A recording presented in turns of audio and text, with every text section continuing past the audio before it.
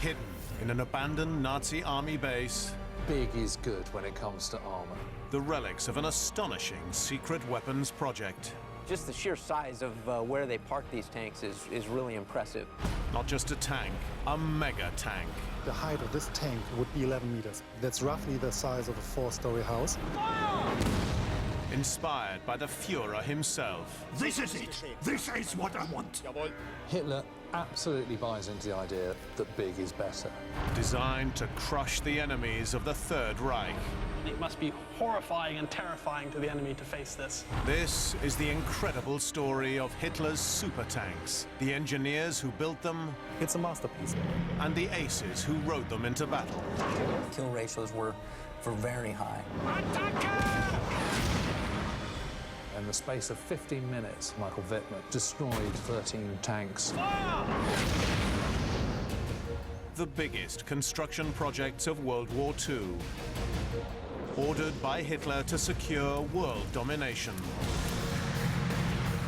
Now they survive as dark reminders of the Führer's fanatical military ambitions. These are the secrets of the Nazi megastructures.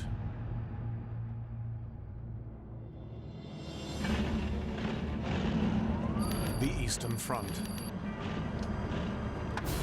SS Commander Michael Wittmann is riding into the largest tank fight in history. The Battle of Kursk. Platoon! .228.6! Attack! Attack! Attack! Tanks dominate land warfare in World War II. And Wittmann commands the biggest yet built, the Tiger. It's an awesome machine, and Wittmann will use it to become Germany's most celebrated and deadly tank ace. Aim at 2 o'clock! No high explosives! High explosive loaded! Fire!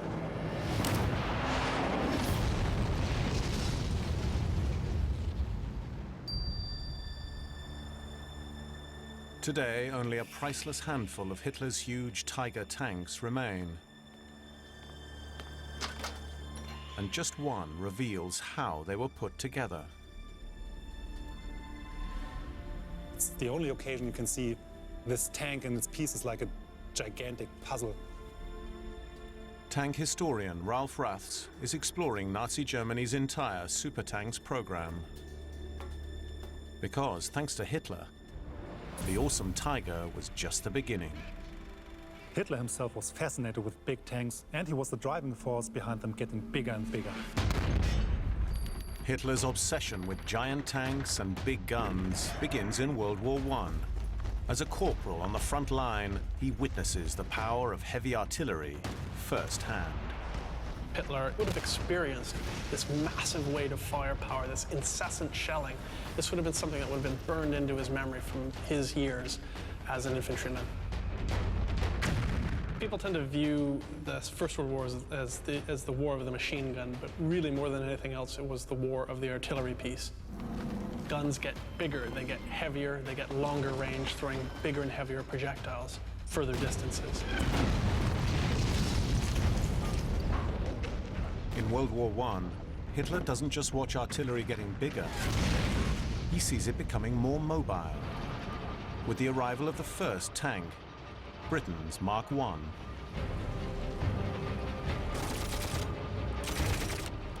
Here you are, a German infantryman in 1917, and over your trench looms this giant metal box, which is impervious to the light small arms that you've got with you. It must have been an extremely frightening experience the first time one of those tanks crossed over a trench. 15 years on, Hitler rises to power, promising to avenge the losses of World War I. But peace treaties banned Germany from building tanks, a must-have weapon for modern armies. So Hitler approves their development in secret.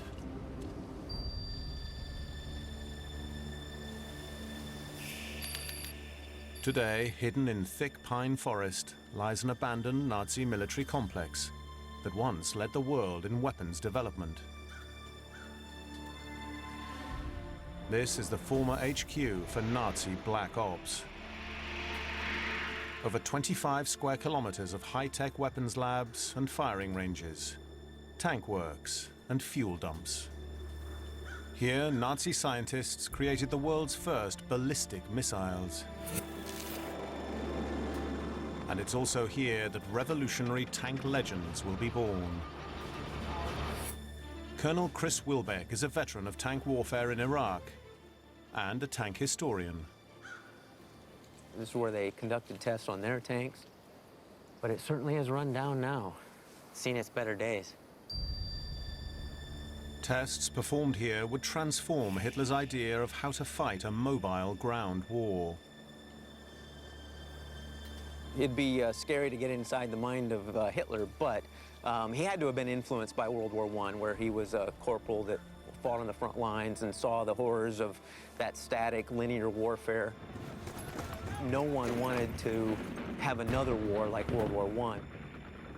So everyone was thinking about what can the tank do to restore mobility to the battlefield so that you avoid that long, drawn-out, costly war.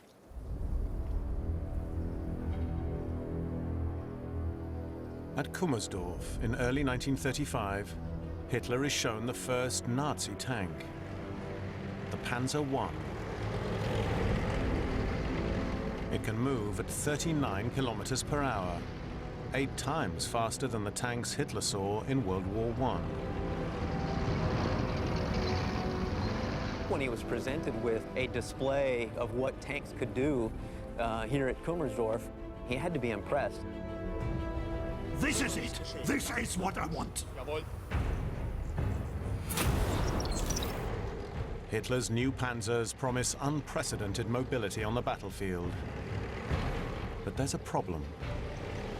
The Panzers that so impress Hitler are really tiny. They're 6 foot high, they're only armed with machine guns, there's 2 men in them, but very quickly they realize that these tanks are just not going to cut it in a modern war.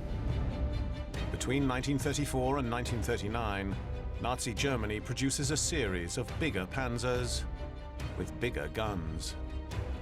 The Panzer II gets a cannon, and then the Panzer III gets a slightly bigger cannon, and the Panzer IV is a yet bigger cannon than that.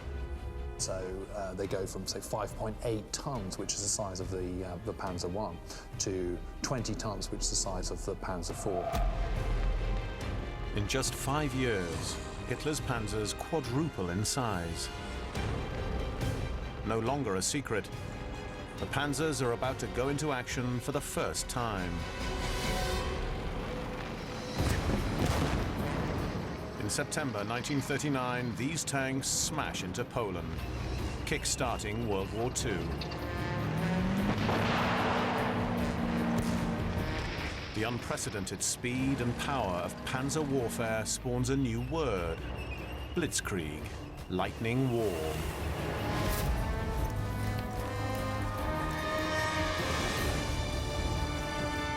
The genius behind the Nazis' successful Blitzkrieg tactics is General Heinz Guderian. This landscape is perfect. Yes, sir! Panzer in the middle, grenadiers left and right. Yes, sir! Guderian's success is about far more than cutting-edge machinery. The point about the Panzerarm is it's not just the tank. The tank is the visual expression of that. You know, when you see the film footage, what you see is the tanks. But actually what makes them effective, it's the whole package. It's the communication ability. It's the cooperation with the air forces, with artillery, with infantry. That's what makes the Panzerarm effective, not the individual tanks on their own. Guderian's Blitzkrieg tactics are successful pretty much from the beginning of the Second World War. They punch big holes into the Polish lines. They punch big holes into the French lines. The French are simply not capable of keeping up with the fast-moving German way of warfare. Part of this seemingly unstoppable force is 27-year-old Michael Wittmann.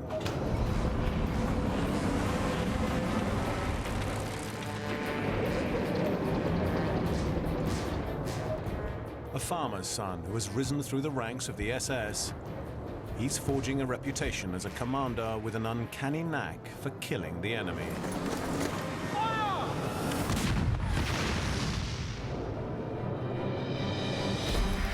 In 1941, he's part of an unstoppable German army that conquers huge swathes of Europe. Now Hitler turns his tanks east for the invasion of the Soviet Union. Operation Barbarossa. When Barbarossa commences, the world will hold its breath and make no comment. We have only to kick in the door and the whole rotten structure will come crashing down. The Führer masses the largest invasion force in history on the Soviet frontier. 3,600 tanks and 4 million men. Confidence among the Panzer Army is enormous. And who are they up against? They're up against the Red Army, who propaganda has portrayed for years, ever since the Nazis took power, as being a bunch of sort of redneck peasants, Bolsheviks who know nothing, and it's going to be a walk in the park. On the 22nd of June, 1941, Germany invades.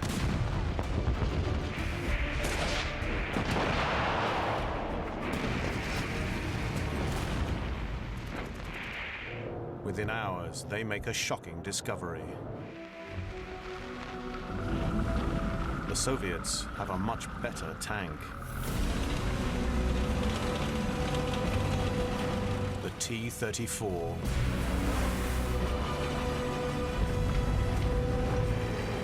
In previous battles across Europe, Hitler's armored units have destroyed everything in their path.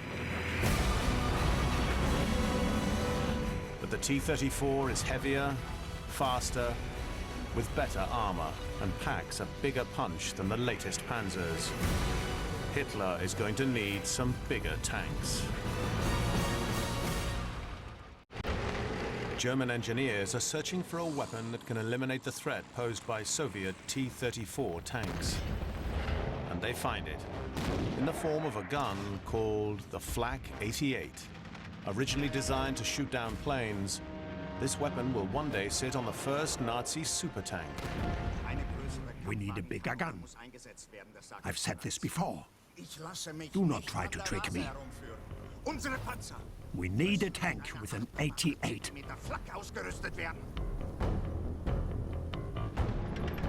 If the Germans mount the Flak 88 on a Panzer, it'll be the biggest gun ever put on a tank. But adding a gun this size will add huge amounts of weight. Deciding for an 8.8 centimeter gun was also deciding for a heavy tank, because you need a big heavy tank to transport this gun. This new super tank will be very different from the Panzers that came before. It'll be given a name: the Tiger. The development of the Tiger is a major turning point because it marks the point where the Germans suddenly go, yes, big is good when it comes to armor. Hitler's new monster will be the biggest tank the war has seen. Now he needs someone to design it.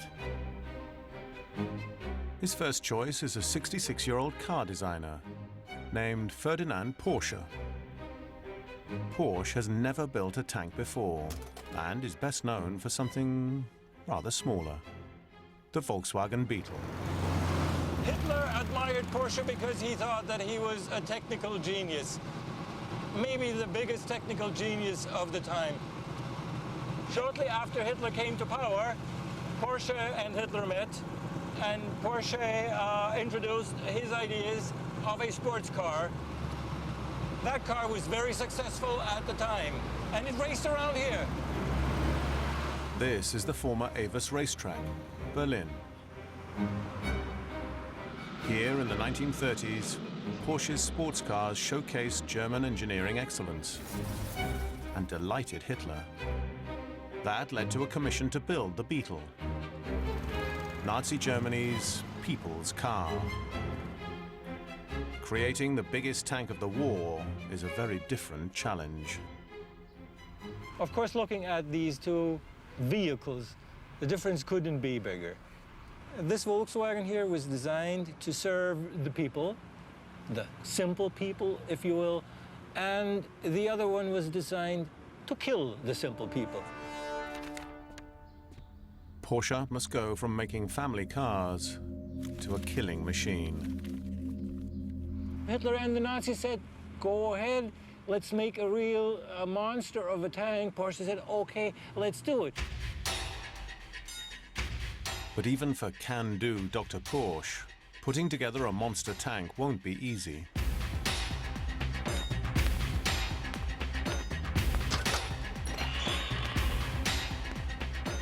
Today, at an old flour warehouse in Switzerland, an exceptionally rare Tiger II tank is being rebuilt from scratch.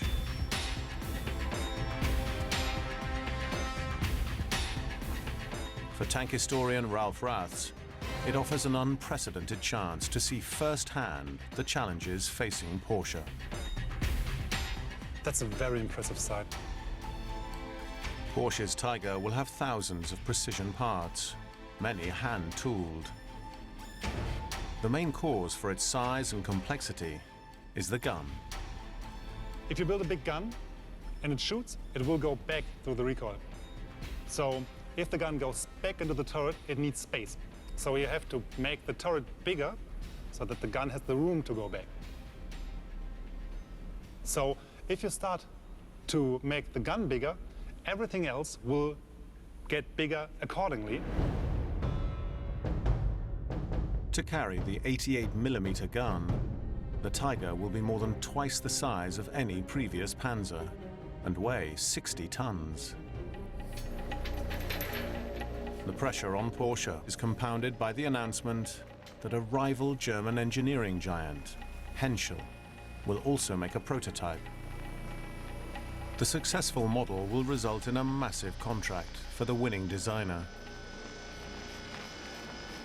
The Henschel engineers took the classical path. They put an engine in the back of the tank, a transmission through the whole tank, and then generating power on the axle of the tank via torque on the tracks. That's the classical way to power a German tank.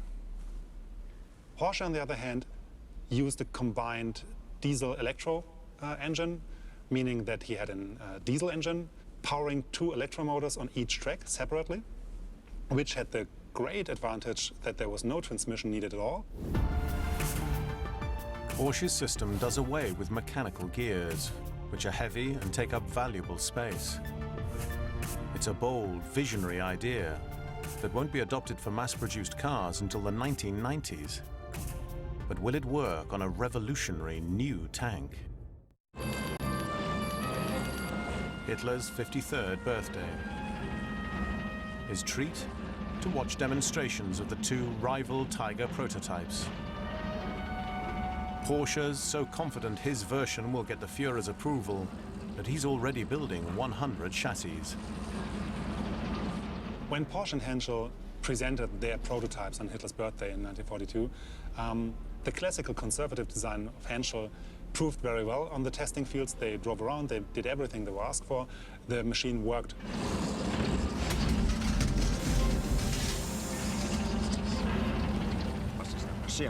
It's just the electrics.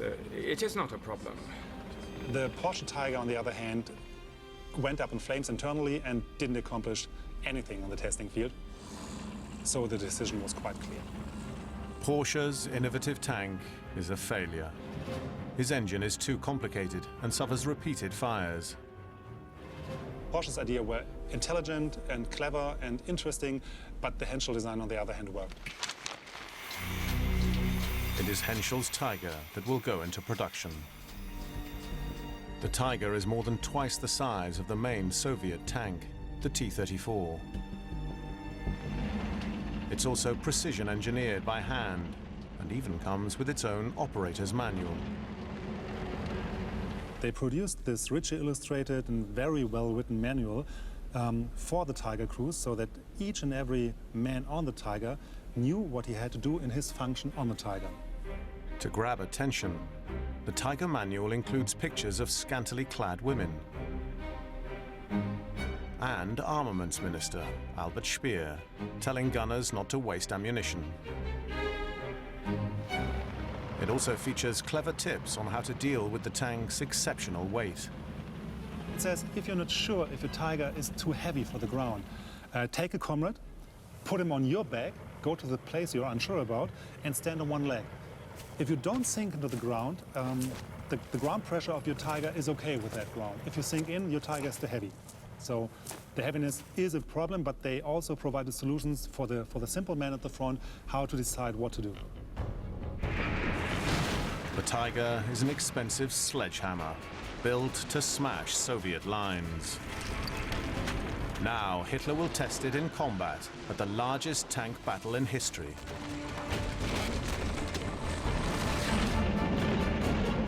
But will his decision to go big pay off?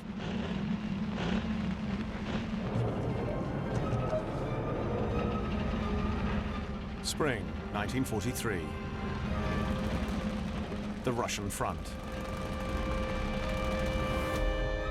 The German forces are preparing to attack a 200-kilometer bulge around the city of Kursk.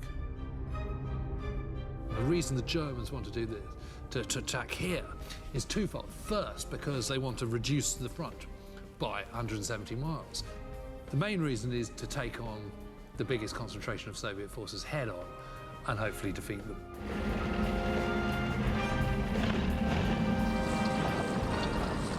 Everyone knows that this is a pivotal moment in the war. If the Germans lost at Kursk, their ambitions on the Eastern Front were over. But Hitler is racked with doubt. Does he have enough Tigers? He delays for 2 months so more can be made, allowing huge Soviet defenses to gather. The scene is set for the biggest tank battle in history. Leading the charge will be 29-year-old Michael Wittmann. This dedicated commander has spent 3 months training with his new Tiger. He knows that its armor gives him a huge advantage over T-34's half the size. They can't pierce our armor unless they get within 600 meters. Should we keep our distance from the enemy tanks? No! Give it the gas and let them have it! But that means... Give it the gas and let them have it!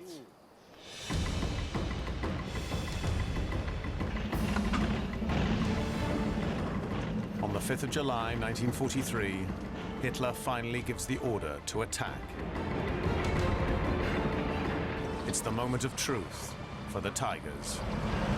That platoon! .228.6!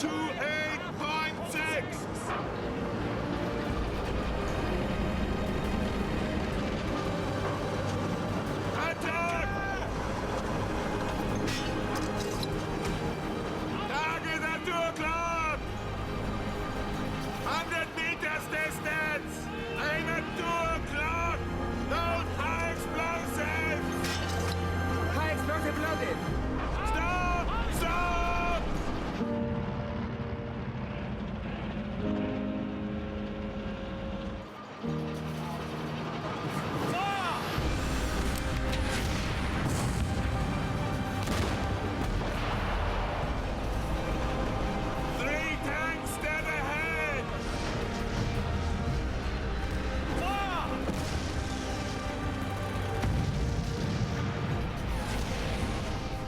By the end of day 1, Wittmann has destroyed 15 enemy tanks and anti-tank guns.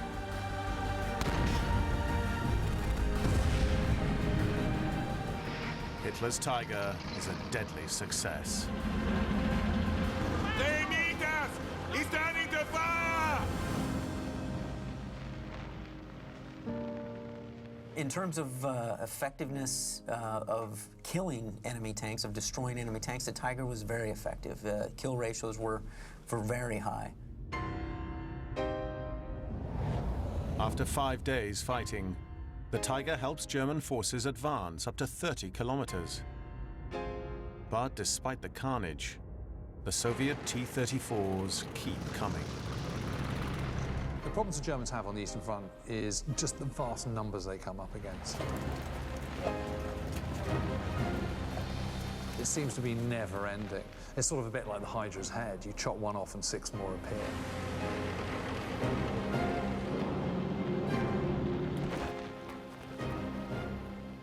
Lieutenant, there are thousands of them. Listen to my orders, repeat them, otherwise stay silent. Concentrate, that way we might stay alive.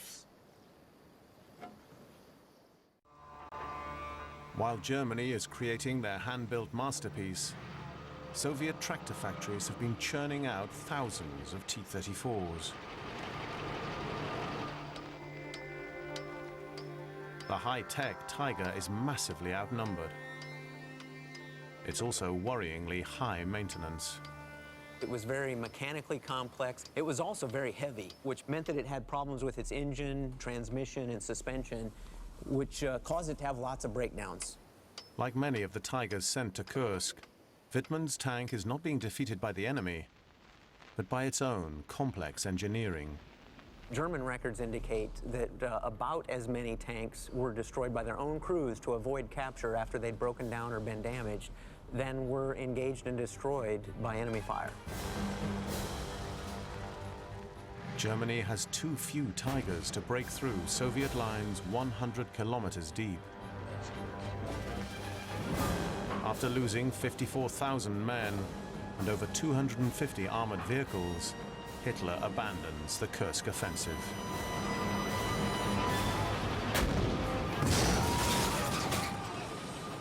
Kursk is the last time the Germans go forward on the Eastern Front. It's the last time they go forward in Soviet territory. From then on, they're always on the back foot. Building the biggest tank of the war has not brought Hitler victory on the battlefield. Yet Nazi Germany celebrates the achievements of their new super tank and its heroic commanders like Michael Wittmann. Nazi Germany is a highly militarized society, and individuals are fated in a way that they're not really in America and certainly not in Britain, for example. So the cult of the ace is a big thing. So how is it possible for one man to destroy 117 tanks? What is your secret? Concentration, my Führer. And the hunter's instinct, I suspect. So, how are things at the front? Are the Tigers everything you had hoped for? The Tiger is the very best tank in the world.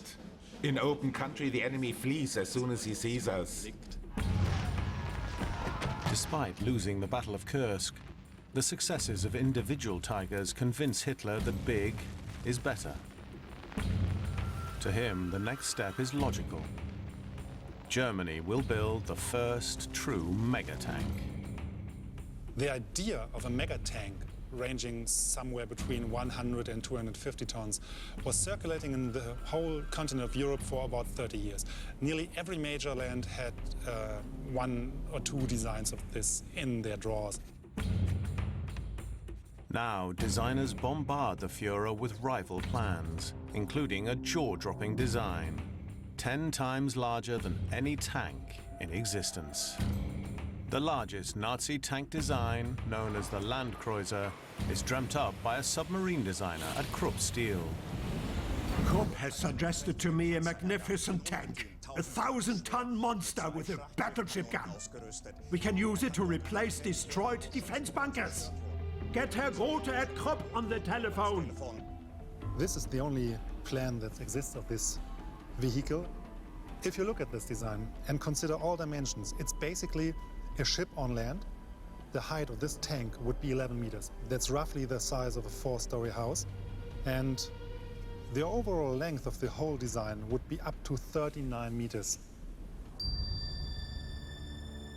The Landkreuzer is a tank supersized beyond practical use. Realizing this, Armaments Minister Albert Speer shuts the project down. But Hitler's desire to build a mega-tank is unstoppable. He turns to Dr. Porsche.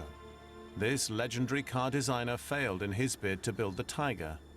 But now, he has a shot at redemption. He still believed that Porsche was basically a genius, and maybe this time something very good, something very new would come out with far more battlefield power than the other classical designs. And what would be the purpose of such a tank? Nothing could stop a land battleship of this size. Of course, it would not travel alone, but with an escort of smaller armored vehicles. It also seems to me we could use some steel bunkers. Suppose one of our concrete bunkers was knocked out. This steel monster could quickly plug the gap again and again. This new steel monster will be called the Mouse. It's a monumental engineering challenge, and Porsche cannot afford to let his Führer down again. Everything Porsche had to build into this tank, according to the demands of Hitler, was a problem on a much, much bigger scale than before. This is the first design Porsche proposed in June 1942. It's the classical German tank on a new scale. The whole thing was roughly double the size of a Tiger, but it still wasn't enough for Hitler. With Porsche failing to deliver the colossal scale he wants, Hitler gets even more hands-on. He specifies the exact length and diameter of the gun and the thickness of the armor for his dream tank. So this is the final mouse, and this design now, with the demands Hitler made over the time, weighs in at 188 tons. This means the first mouse was as heavy as 2 Tigers, and they added just a 3rd Tiger. On the 14th of May 1943, Hitler and Porsche gather at the Wolf's Lair to view a wooden model mouse. After disappointing Hitler with his Tiger prototype, Porsche knows another failure could be disastrous. So, can we build such tanks? Of course, mein Führer, we can build such tanks. We must now plan ahead for achieving superiority in 1944. This year, the Tiger and the Panther are the best. Next year, the Mouse and the Tiger too must be the best. This is fantastic. The giant mouse is irresistible to Hitler. Porsche's super tank will be built. Everything he does leads towards vastness. Vast underground bunkers, vast guns, vast tanks. Hitler absolutely buys into the idea that big is better. But creating this giant tank presents Porsche with huge technical challenges.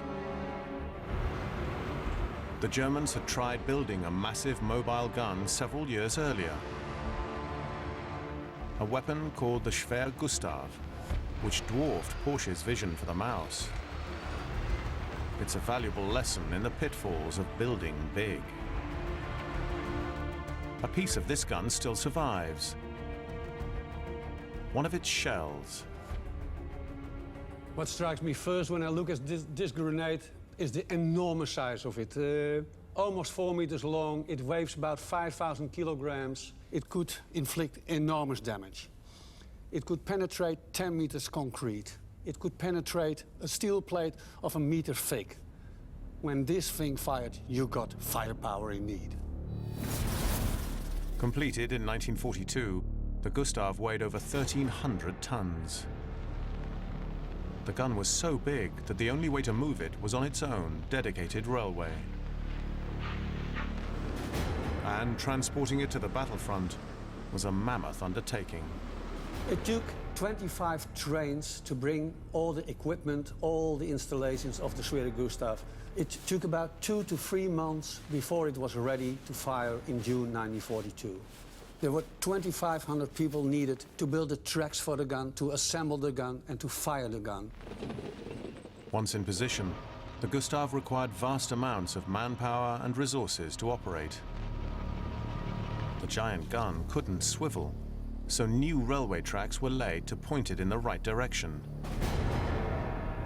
In all, it took 90 days to prepare the gun for firing.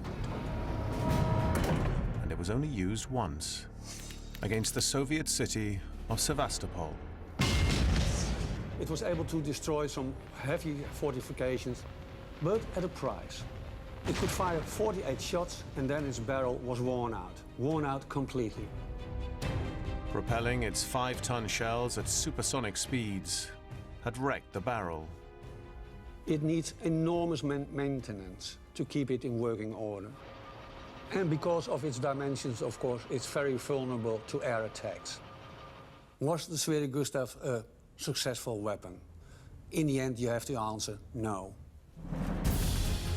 When building the Maus, Porsche has to mount a large gun on the biggest tank ever built. Unlike the Gustav, though, it has to be practical and maneuverable. And crucially, it must deliver Hitler the lethal killing power he craves. The Führer desperately needs weapons that can reverse the crushing losses in Russia. Weapons capable of striking fear into his enemies. Most Germans know that the war is not going to be won from 1943 onwards. But Hitler is still clinging on to this 1,000-year Reich concept. And because he's always been such a technology buff, he starts to put increased amount of faith in wonder weapons. You know, whether they be rockets or jet aircraft or even, you know, mouse tanks. Kummersdorf, Germany. It's here that Hitler's giant Maus prototypes will be stored. In 1935, at this top-secret base, Hitler had been wowed by Panzer I's weighing 6 tons. This is it. This is what I want. Now Kummersdorf will house a tank 36 times bigger. This building is the building that housed the 2 German Panzer VIIs, the Maus.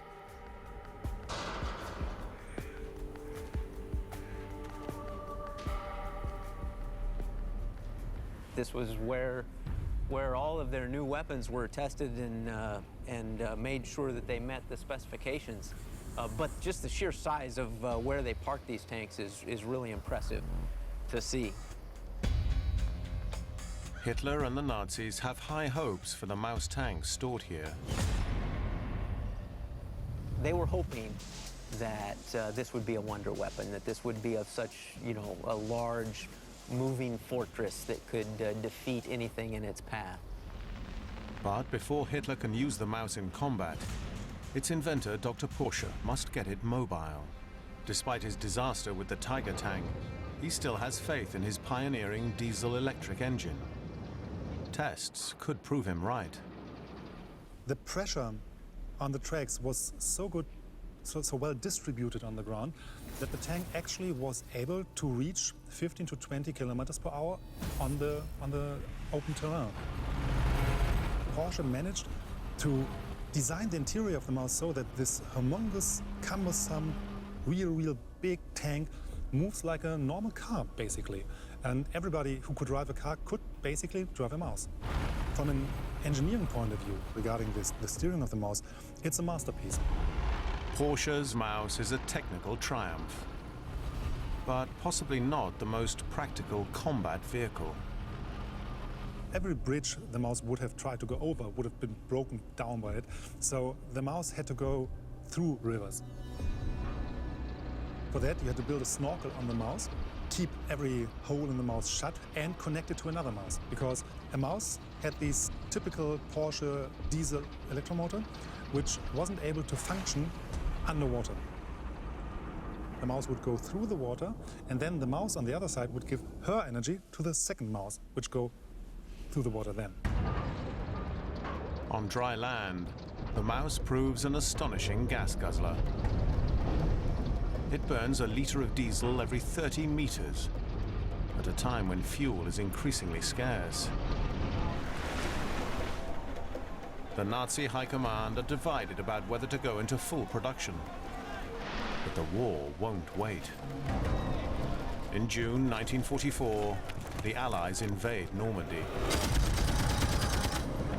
Within a week, they've advanced deep inland. To fight back, the Nazis must rely on their original super tank, the Tiger, and aces like Michael Wittmann. Near a village called Villers-Bocage, Wittmann is sent to observe Allied tank movements.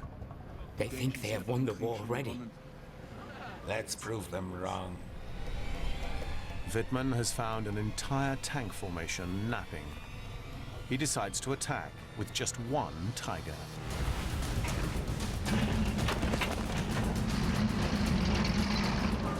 Platoon, point 2 to 8.6. So he just goes down on a parallel road and just goes boom,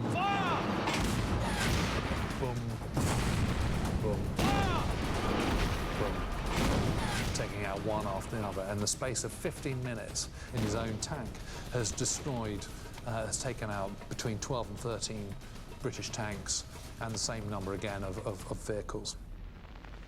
It's one of the most devastating single-handed attacks of the war, and earns ice-cold tank ace Wittmann even greater fame in Nazi Germany. People like Wittmann did something good for their army concerning morale, but then again, they actually distracted from the truth of the industrial warfare. Germany simply hasn't built enough tanks. In World War II, they produced over 1,300 Tigers, compared to 50,000 Shermans built by the United States. 2,000 of these Shermans are given extra big guns to destroy Tigers. They are called Sherman Fireflies. The genius idea about the Firefly is you're using the same tank that's already in mass production. So to support it, you don't need any new spare parts because it's using two things that are already in existence. A 17-pounder gun, which the artillery have, and a Sherman tank. The Firefly will prove Wittmann's nemesis. On the 8th of August, 1944, a Firefly gunner spots Wittmann's distant Tiger. Just one shot penetrates the Tiger's armor, ignites its ammo, and incinerates Wittmann and his crew.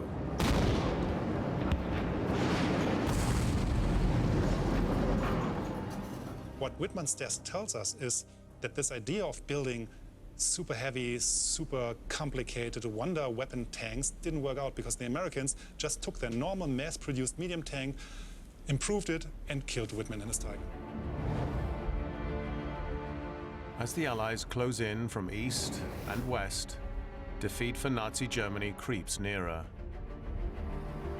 At Kummersdorf, Ferdinand Porsche continues to test his Maus. But only 2 prototypes are ever made, and the Maus halls are never finished. The Maus was a marketing trick. It was to keep people believing in this silly war, in this vicious war, even when everything was lost. And it was obvious to everybody that things are lost. In March 1945, the Soviets reach Germany and discover 2 abandoned Maus tanks close to Kummersdorf. They would go on to test the Maus, but concluded that it had little practical use. No tank this big would ever be built again. I would say that the Maus was an evolutionary dead end in terms of tank development because it didn't have the mobility necessary to accomplish really anything practical on the modern battlefield. The Maus, like the Gustav gun, was a weapon supersized far beyond the practical.